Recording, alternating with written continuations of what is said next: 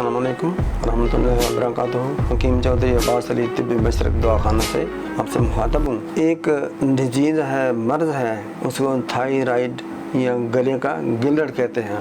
ये है आजकल कम है लेकिन है सही ये, और ये बड़ा तकलीफ़ देह होता है।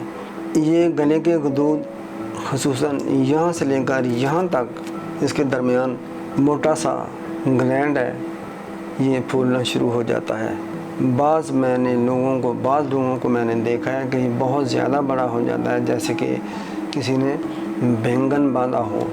इसके ऑपरेशन भी होते हैं। इस मर्ज़ में आवाज़ कम होती जाती है, गला बंद होता जाता है। कुछ लोगों को देखा मैंने कि उन्होंने ऑपरेशन करवाया और उनकी आवाज़ बिल्कुल 95% बंद हो गई। 2-4 साल के बाद कुछ वो बोलने के काबिल हो गए, कुछ बोलने के काबिल नहीं हुए।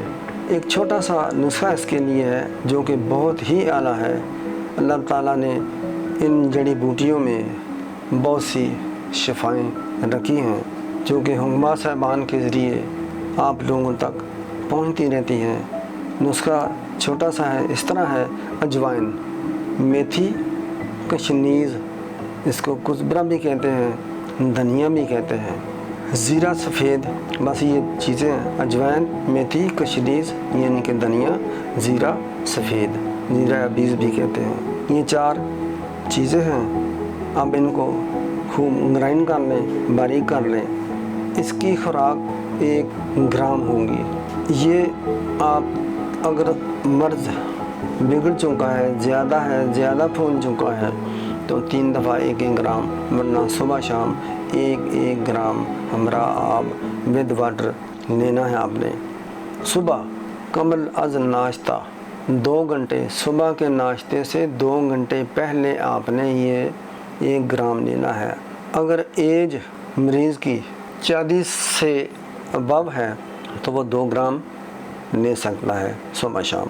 और रात को खाना खाने से पहले इतनी ही मिक़दार में हमरा नीम गर्म पानी से ले लिया करें। इसका एक और फ़ायदा ये होगा कि मोटापा भी आपका दूर होता जाएगा। ये मोटापा चाहे पेट का हो, चाहे दूसरे अज़ा का मोटापा ख़त्म हो जाएगा विदिन 40 डेज़ इंशाअल्लाह। अल्लाह ताला शिफा देगा, रहम करेगा।